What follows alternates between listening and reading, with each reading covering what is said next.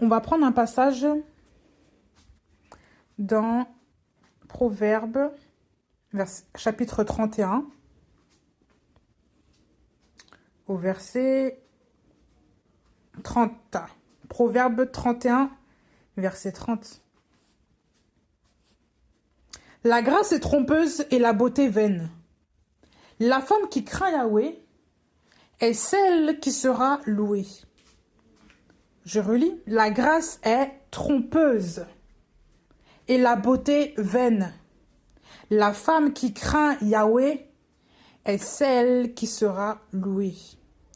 Ici, on montre deux choses qui ne sont pas selon la volonté parfaite d'Élohim, qui ne sont pas un critère de valeur devant Élohim. On vous dit que la grâce, pourquoi? Parce qu'elle est trompeuse. Donc derrière la grâce d'une femme, la grâce physique, il peut y avoir de la tromperie. Et on vous dit que la beauté est vaine. Donc derrière la beauté, il y a de la vanité, vain, vanité, vaine. Ça sert à rien. Vanité, c'est ce qui sert à rien. Mais oui. Et on vous dit ensuite que la femme qui craint Yahweh est celle qui sera louée. La femme qui craint Yahweh. Ici, j'aimerais poser des bases pour les jeunes femmes, les jeunes filles, les jeunes femmes que nous sommes, les femmes que nous sommes en général, parce que ça, c'est touché à tout âge. Il n'y a pas un âge où ça ne touche pas. Sauf quand elles sont vraiment petites. Mais même quand elles sont petites, c'est là où tout commence aussi, parce qu'on dit certaines choses aux femmes, aux jeunes filles, aux enfants, tout ça.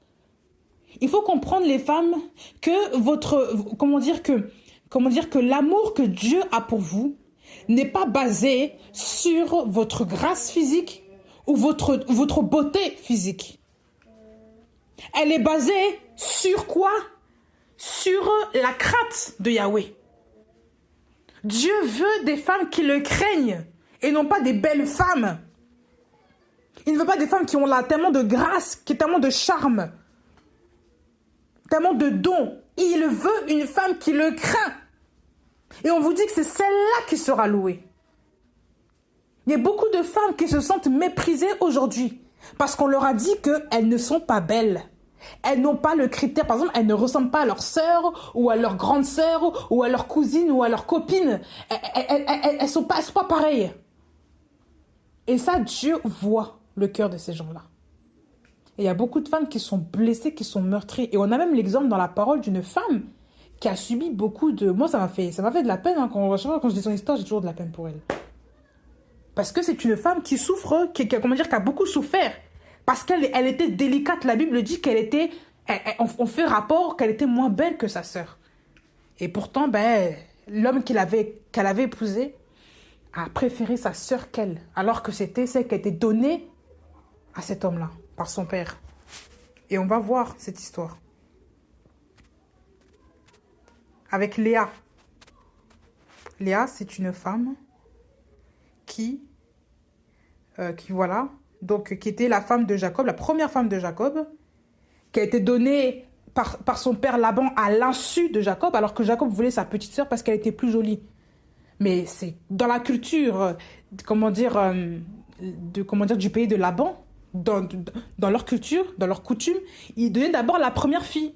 La petite sœur ne pouvait pas partir avant que la grande se soit mariée. Et donc, Laban a dupé Jacob et a donné sa première fille au lieu de la femme, sa petite sœur, la femme qu'il voulait. Donc, Jacob se retrouve avec une femme qu'il n'aime pas, qu'il n'a pas désirée, alors qu'il voulait Rachel, sa petite sœur. Et la Bible en parle. La Bible nous dit que c'était pas évident pour cette femme-là. Voilà. On va reprendre ce passage-là.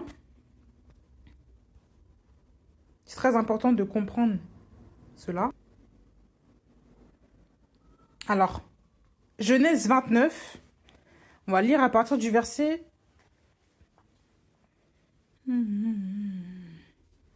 À partir du verset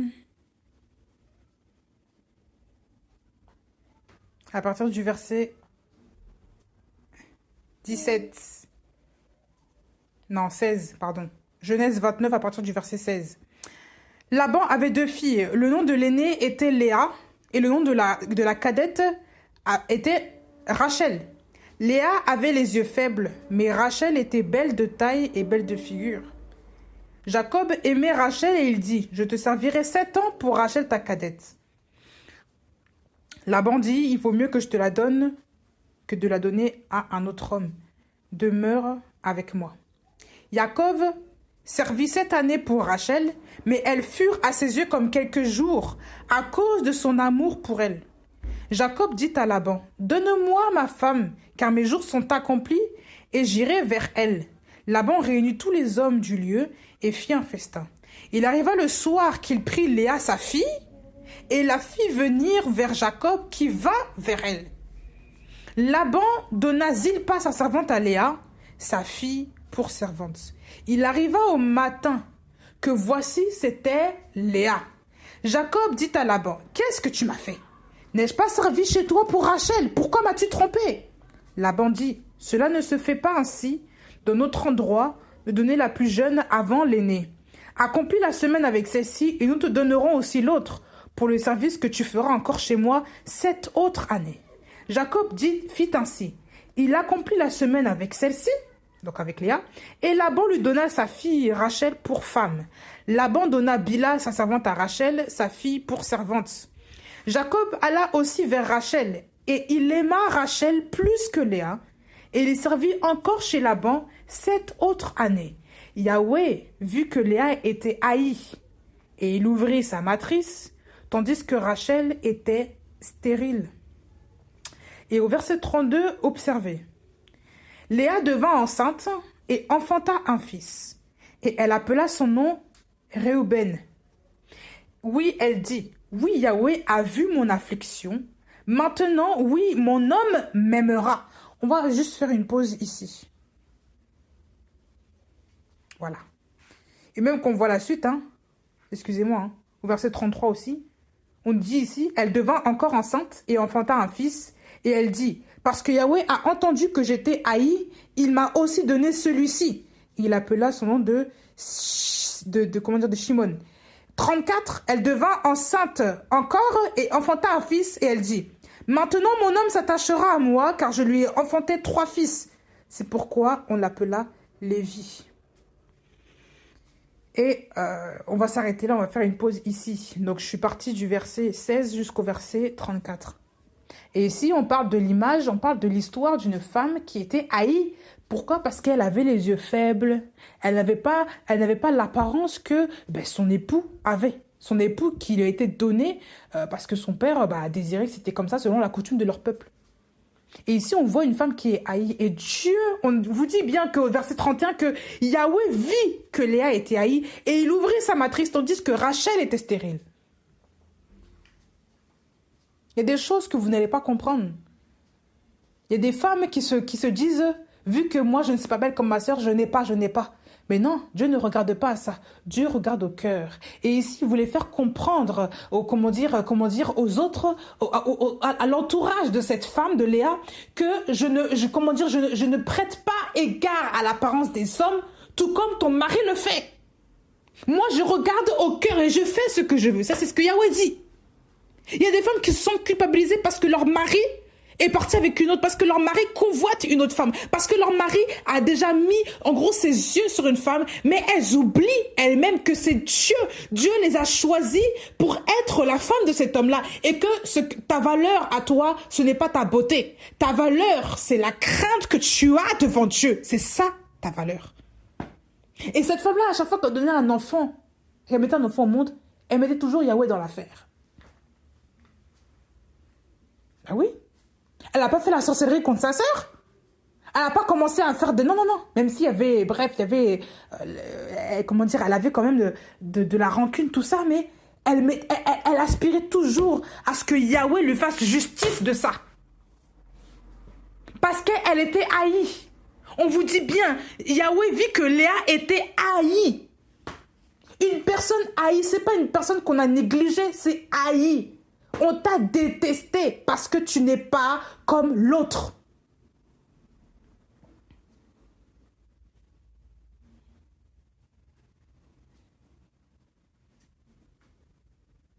Cette femme-là a eu 10 fils. Et sa sœur en a eu 2. Mais cette femme-là en a eu 10. Et les deux derniers enfants que Jacob avait, c'était avec Rachel. 2 enfants. Donc Joseph et Benjamin. Mais les autres, c'était les 10, c'était les fils de Léa.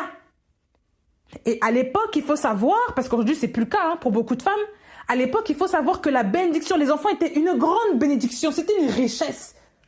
C'était la richesse de la femme. La femme servait à enfanter. Et comment dire, c'était une joie, une sorte de richesse, une gloire pour la femme d'avoir des enfants. Mais oui. C'est pour ça même qu'on voyait aussi dans l'histoire que Anne priait, elle pleurait parce qu'elle n'avait pas d'enfants. Même pour beaucoup de femmes aujourd'hui, ne pas avoir d'enfants, ben, c'est une honte. Et il faut se dire parfois que quand on n'a pas d'enfants, on ne comprend pas, ben on pleure, on chagrine. Ça arrive parfois. Pourquoi j'ai pas d'enfant? Pourquoi ceci? J'aimerais tellement avoir un enfant, mais je n'ai pas. Tout le monde en a, sauf moi. Dieu sait que la femme a besoin d'enfanter. Ça, il le sait. Il sait que c'est un besoin qu'il a fait exprès. Il a fait exprès pour que comment dire, que la race humaine se perpétue, mais pour aussi, parce que c'est, comment dire, c'est révélateur aussi de l'Église.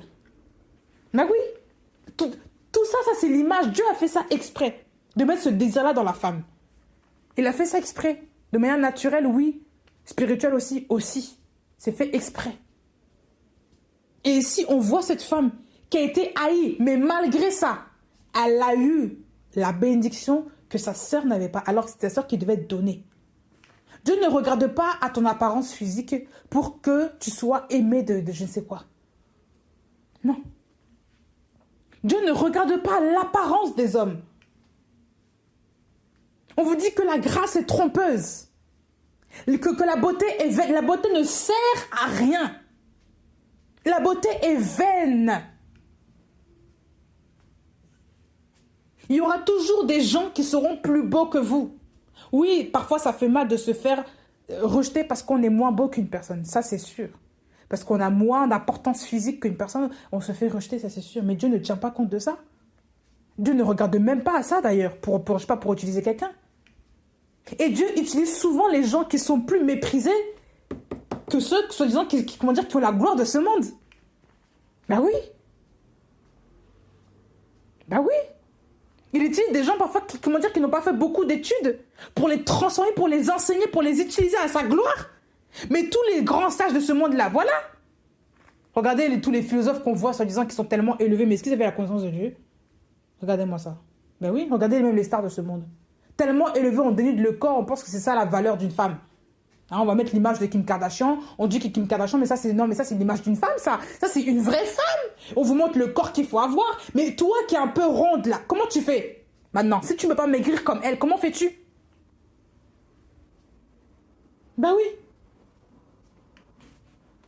Non, c'est pas possible. Parce que tu ne ressembles pas à Kim.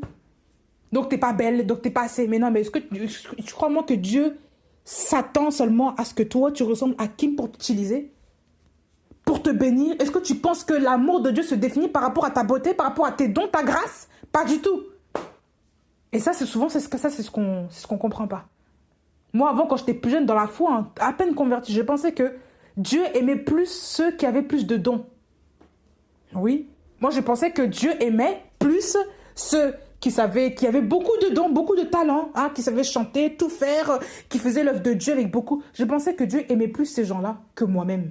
Parce que moi, je ne me connaissais pas encore en Christ, donc je commençais à me chercher. Je me disais, mais moi, je chante, mais voilà, je sais que je chante, mais je fais pas autre chose. Et pourtant, je sais pas, il y en a qui prêchent, qui sont sur les estrades, qui jouent du piano, qui jouent ceci. Je me disais, mais même cette sœur-là, elle chante, mais je pense que Dieu l'aime plus que moi. Et j'en ai pleuré. Je me dis, Seigneur, pourquoi? Bref, pourquoi? Pourquoi est-ce que les gens ont l'honneur que moi, je n'ai pas?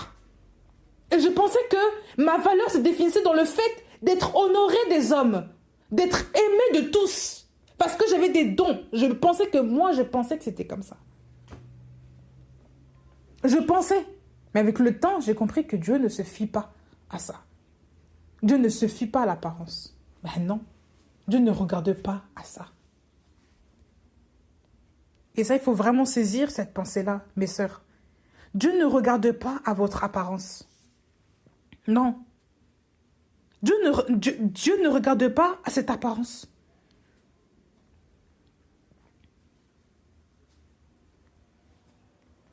regarde pas. Dieu regarde au cœur, au cœur. On va prendre un autre passage dans 1 Samuel, chapitre 16. 1 Samuel 16. À partir du verset 4. À partir du verset 3, dis donc. Où Yahweh parle à Samuel, le prophète Samuel.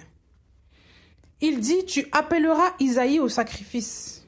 Je te ferai savoir moi-même ce que tu auras à faire et tu oindras pour moi celui que je te dirai. Shemuel fit comme Yahweh lui avait dit, Samuel donc, et il alla à Bethléem. Les anciens de la ville, tout effrayés, accoururent au-devant de lui et lui dirent, « Ta venue est-elle la paix ?» Il dit, « La paix, je suis venu pour sacrifier à Yahweh. Sanctifiez-vous et venez avec moi au sacrifice. » Il fit sanctifier aussi Isaïe et ses fils et les invita au sacrifice. Il arriva, comme ils entraient, il se dit en voyant Eliab. Eliab qui est le grand frère de David. « Certainement le Mashiach de Yahweh est devant lui. » On vous dit au verset 6, il arriva que comme il entrait, il se dit en voyant Eliab, certainement le Mashiach de Yahweh est devant lui. Mais Yahweh dit à Samuel, ne regarde pas à son apparence ni à la hauteur de sa taille, car je l'ai rejeté. Il ne s'agit pas de ce que voient les humains, car les humains voient de leurs yeux, mais Yahweh voit le cœur. Je vais juste faire une pause ici. Yahweh ne voit pas comme voient les humains. Il voit le cœur. Ses pensées ne sont pas nos pensées. Ses voix ne sont pas nos voix. Dieu ne t'aime pas, ma sœur, parce que tu es plus jolie que l'autre. Dieu ne te préfère pas. D'ailleurs, il n'a pas de préféré si ce n'est que Christ. Mais en fait, on est tous préférés de Dieu parce que nous sommes ses enfants et nous sommes en Christ. Donc, comme Christ est son fils par excellence, enfin qu'il est, il est Dieu, il est son fils. Si tu n'as pas Christ, tu n'es pas agréé de Dieu, tu n'es pas préféré de Dieu, non. En Christ, c'est là où tu deviens la prunelle de ses yeux. Mais il faut savoir que Dieu ne regarde pas à cela pour t'aimer. Il ne regarde pas à ton apparence. Et même Jésus-Christ, qu'on le décrit, Jésus-Christ n'avait pas une apparence, comment dire, épatante, une apparence qui frappe aux yeux comme les pharisiens. Ils avaient des longues robes, là. Même, je sais pas, même il les balance bien. Non. Il n'était pas comme ça. Il n'était pas comme ça. Il était simple. Il était fils de charpentier, il était simple. On n'a jamais décrit Christ avec une longue robe, avec des yeux qui... Toutes les femmes couraient derrière lui parce qu'il avait des gros... Parce qu'il avait des gros muscles, parce qu'il avait des longs cheveux, de la barbe bien taillée, bien tout ça. On n'a jamais parlé de tout ça. Par contre, on parlait de la longue robe des pharisiens. Hein? Voilà, qui sont là, qui prient au coin de rue, qui veulent se faire montrer des hommes, parce que leur salaire, ils ont déjà leur récompense. Les gens les acclament. Mais Dieu, lui, il regarde au cœur. Il ne regarde pas l'apparence, donc ni même les œuvres. Tout ça, là. Les gens qui prient 3 heures, vous croyez vraiment que Dieu regarde à ça? Dieu regarde le cœur, parce qu'il peut prier 3 heures, mais si c'est un menteur, un fornicateur, un sorcier, un je sais pas quoi, un égorgeur d'âme, là, hein, voilà. Quelqu'un qui pratique la sorcellerie, là. Vous croyez vraiment que Dieu regarde ça? Parce que le monsieur prie 3 heures. Vous allez commencer à dire que non, lui, c'est un homme de Dieu. Non. Et on vous dit bien que Eliab, là, et que le prophète Samuel a regardé Eliab, pensant que c'était lui. Mais Dieu a dit, faut pas regarder à son apparence, parce que, en fait, celui-là, il est déjà rejeté. Rejeté. Il y a des gens, ils ont l'apparence qu'il faut. Ils sont beaux, ils sont ils sont rejetés d'Élohim. Et vous pensez que non, que Dieu est plus avec lui. Non, non. C'est l'apparence. Et on vous dit bien que Dieu l'a rejeté. Dieu ne regarde pas à ta taille pour t'aimer. Il ne regarde pas à ça. Et ne pense pas non plus que ta valeur est coincée là-dedans. Ça, c'est un piège aussi de l'ennemi. L'ennemi veut vous piéger là. Il va vous dire, mais tu sais, toi, t'es une femme.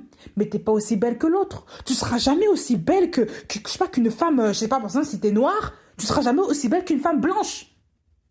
Mais tu peux pas être plus belle qu'une autre, c'est pas possible. Et même, c'est pas ça la motivation. Il va toujours te faire comprendre que tu es moins que tu n'es pas assez belle, que tu n'es pas belle, bref, que tu as tellement de défauts, qu'il ne faut pas s'aimer, que l'autre est plus belle que toi, que ton mari te trompera, que ceci, que cela. Toujours.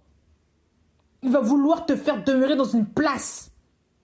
Alors que Dieu ne regarde pas ça. Ça, c'est déjà une délivrance. C'est de comprendre déjà que notre beauté n'est pas physique. Notre beauté est en Christ et notre beauté en Christ est spirituelle. C'est ça la véritable beauté. C'est ça qui part pas. C'est pas là. Bon, bref, c'est pas le physique là. Hein? Ton physique là, aujourd'hui tu as 20 ans, tu es belle, tu as des belles formes. Ton corps est ferme. Quand tu auras 50 ans, le corps ne sera plus ferme là quand tu avais 20 ans. C'est pas pareil. Je suis désolée. Et même si tu as un beau corps à 50 ans, tu devras faire plus d'efforts que celle qu'à 20 ans pour garder ce corps-là. À 20 ans, le corps, il se renouvelle naturellement. À 50 ans, c'est plus la même chose. Et ça, il faut aussi l'accepter. Donc, les femmes qui aiment tellement vouloir se montrer, il faut arrêter de vouloir absolument, idolâtrer les jeunes femmes parce qu'elles ont un corps que vous n'avez plus. C'est passé, c'est comme ça. Ce n'est pas là où on veut, que Dieu veut vous voir. C'est quoi cette concurrence, cette jalousie inexprimée là? Vous jalousiez, ces femmes-là jalouses en secret leurs enfants, leurs filles. Elles n'acceptent plus parce qu'elles ont honte d'elles-mêmes. Elles vouloir toujours concurrencer leurs filles. Voilà pourquoi elles veulent toujours porter aussi des vêtements de jeunes femmes. Parce qu'elles ne s'acceptent pas. Voilà pourquoi souvent on voit des vieilles, excusez-moi, hein, on voit des mamies, souvent avec, je sais pas quoi, des trucs tellement serrés, je sais pas, des trucs de jeunes, on ne comprend pas. On voit des trucs avec des habits de petites filles, des machins. Tu te dis, mais qu'est-ce que c'est? On les voit parler avec des jeunes hommes toute la journée. Elles sont là, elles regardent des histoires de petites filles, des adolescentes. Mais on dit, mais qu'est-ce qui se passe là-dedans? Mais on dit, oui, voilà, parce que la maman est complexée, la maman jalouse de sa fille. Voilà pourquoi on veut tellement ressembler à la petite. Voilà celle qui commence à peine la vie, là. Voilà pourquoi on veut toujours commencer à rentrer dans ses affaires, on veut toujours copier sur elle, on veut toujours être avec elle comme une copine. Parce qu'en fait, on a besoin d'avoir cette copie-là, notre fille, pour commencer à devenir comme elle, pour avoir une image. Hein, vous voyez pas que vous faites déjà, d'autres filles une idole? Ça, vous ne comprenez pas. Vous les mamans, là. À un certain âge, il faut savoir être décente. On ne peut pas s'habiller toujours avec des trucs, des petits caleçons comme les jeunes filles, les adolescentes. Là, il faut arrêter ça. Et je ne dis pas qu'il faut s'habiller comme ça pour elles. Mais elles, là, souvent quand elles n'ont pas de corps, elles sont là à la maison, elles mettent des trucs où elles n'ont pas les... Bref, hein. Vous êtes là des mamans, vous mettez encore des habits qui vous font rappeler que vous êtes, que vous êtes immature encore. Vous ne comprenez pas, vous êtes bloqué dans l'enfance. Et il faut savoir revenir à sa place. Ben oui, vous êtes des mères, pas des petites filles, pas des enfants. C'est dur ce que je dis, mais c'est vrai. Il faut savoir revenir à sa place là. C'est ça aussi l'autorité d'une mère. Une mère ne peut pas se comporter toujours comme sa fille. Elle ne peut pas commencer à vouloir ressembler à sa fille. C'est pas normal. Ça, c'est la perte d'identité.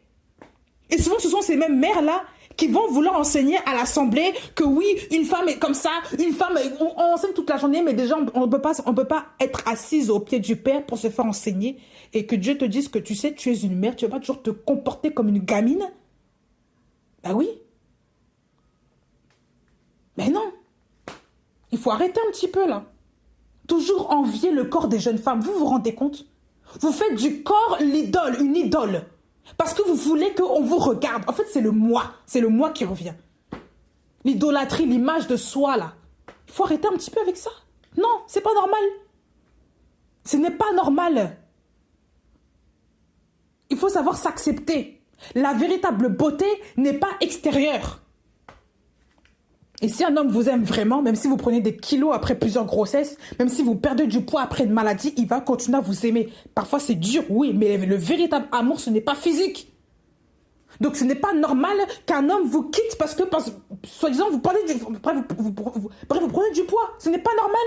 C'est que l'amour n'était pas vrai. Un homme ne quitte pas sa femme sur ces bases-là. Quand il aime une femme, c'est dur, oui, mais il va rester, il va soutenir sa femme. C'est ça le véritable amour. Il y a des choses parfois qu'il faut qu'on se le dise.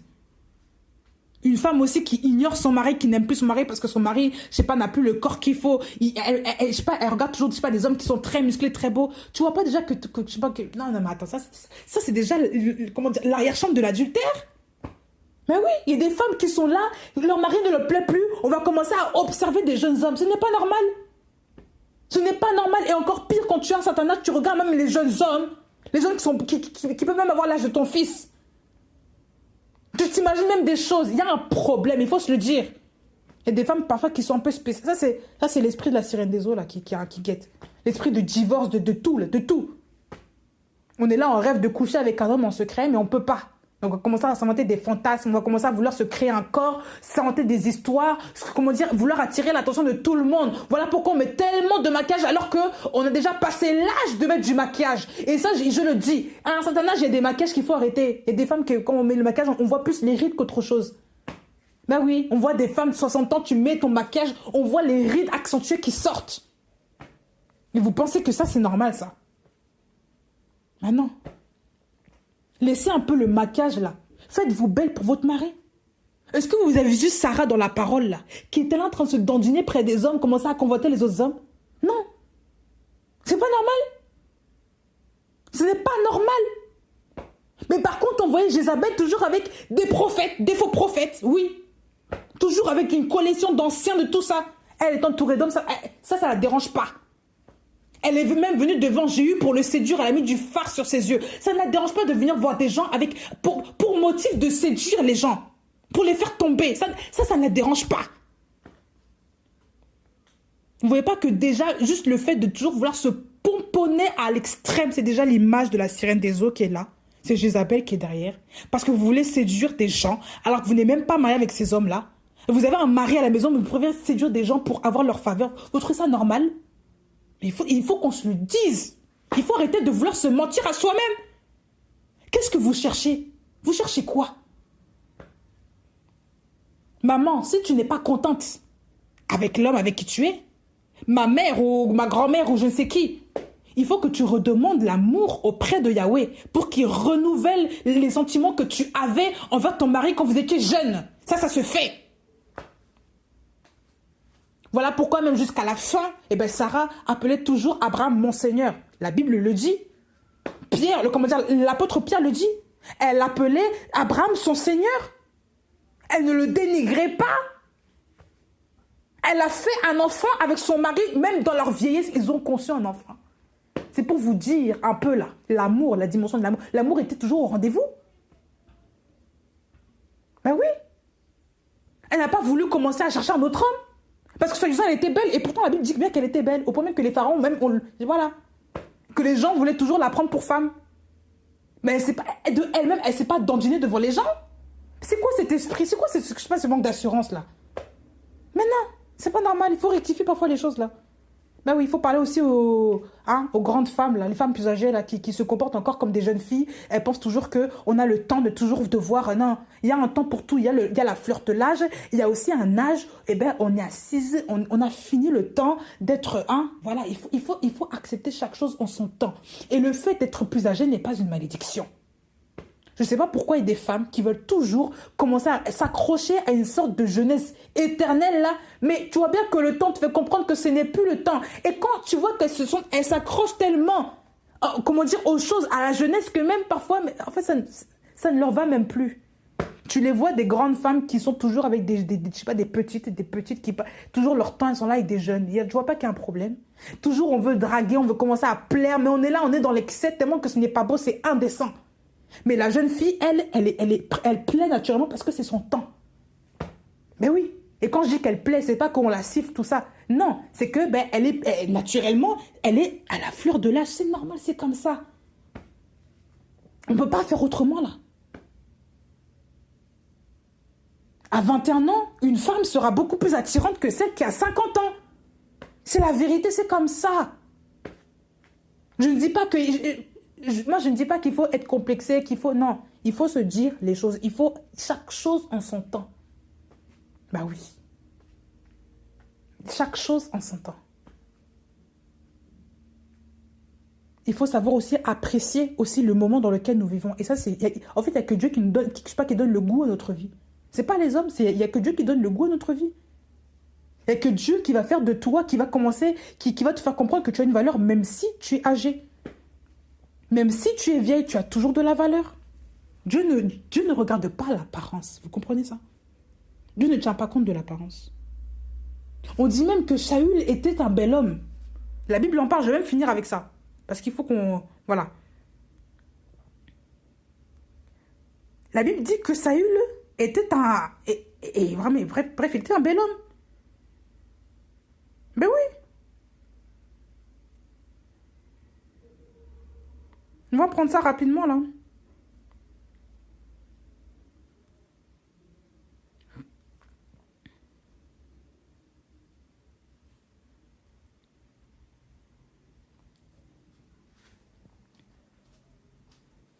Il faut qu'on se le dise.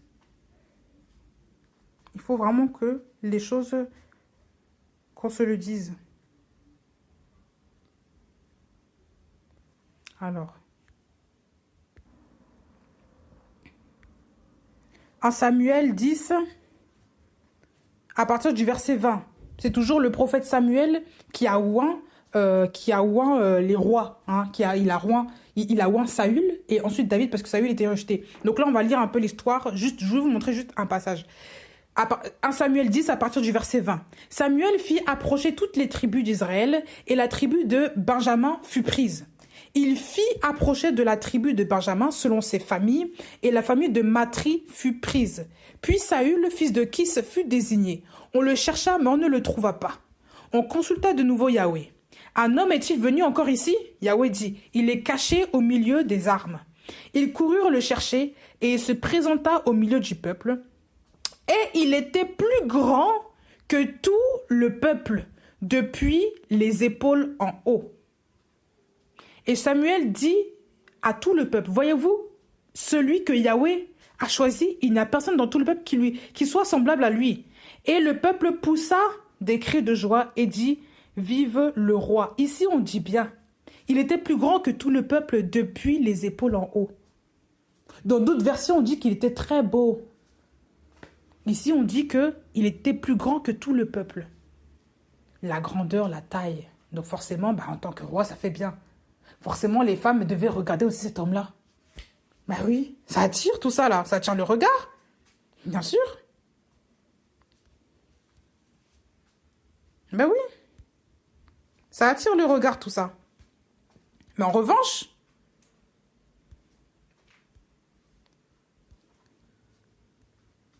quand on parle maintenant de cet homme-là, on revient dans 1 Samuel 16, au verset 1er. Il y a une histoire qui s'est passée ensuite. Vous allez lire les chapitres avec Saül parce qu'il a été rejeté. Yahweh dit à Samuel, quand cesseras-tu de pleurer sur Saül? Je l'ai rejeté afin qu'il ne règne plus sur Israël. Remplis ta corne d'huile et va. Je t'enverrai vers Isaïe, Bethléemite, car j'ai vu parmi ses fils un roi pour moi. Donc ici, on apprend aussi que Dieu a rejeté l'homme qui était grand, qui a des grandes épaules, qui était ceci, qui était cela. Hein? Même histoire qu'Eliab, grand, beau, machin. Absalom, le fils de David, la même chose. Absalom était beau de figure. Ben oui. La Bible en parle aussi. Et pourtant, c'est celui que Dieu a fait périr parce qu'il a déshonoré le roi. En fait, en déshonorant David, son père, en faisant des abominations comme il l'a fait là, il a déshonoré aussi Dieu. Et donc Dieu l'a tué. Dieu l'a fait tuer. Quand on voit dans 2 Samuel 14, au verset 25, on parle du fils de David, hein, Absalom. On dit qu'il n'y avait pas d'homme dans tout Israël aussi renommé qu'Absalom pour sa beauté. Depuis la plante des pieds jusqu'au sommet de la tête, il n'y avait pas en lui de défaut. Et en plus, pour celles qui aiment bien les cheveux longs, là, la Bible dit au verset 26, quand il se rasait la tête, il la rasait à la fin de chaque année parce que cela devenait pesant et il se rasait. Les cheveux de sa tête pesaient 200 cycles, poids du roi. Donc il avait des longs cheveux. Il y a des femmes qui aiment les longs cheveux. Vous voyez de l'apparence là. Pourtant, quand vous lisez l'histoire d'Absalom, allez lire vous-même ce qui voilà. Absalom n'était pas... Il a été tué... La façon dont il est mort là. Ça, c'est Dieu qui a fait sa justice auprès du... voilà. Parce que quand tu t'attaques au trône, là, que Dieu lui-même a établi, que tu sois son enfant ou pas, il y a la mort qui t'attend. Attention, si tu ne te repens pas, c'est la mort. Et c'est ce qui est arrivé à Absalom.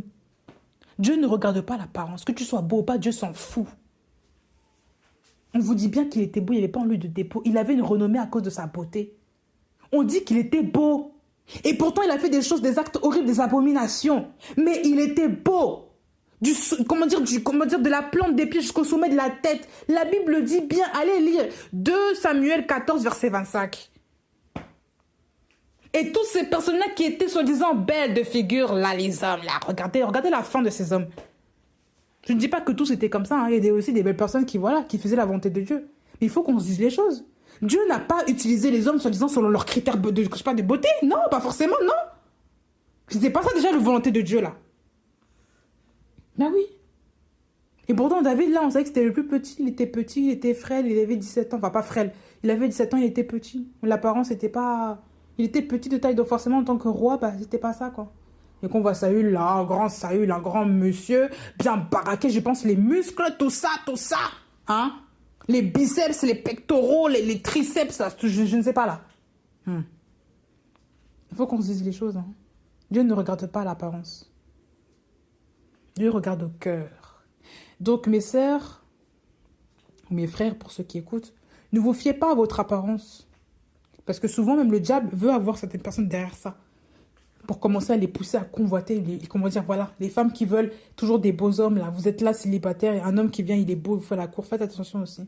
Toujours, il est derrière vous, il veut toujours... Voilà, lui, il veut juste vous avoir dans le lit. Et après, il est là. Après, quand vous vous mariez avec lui, c'est compliqué. Vous allez voir, c'est un vrai serpent qui est derrière. Il faut vraiment prier pour ces gens-là.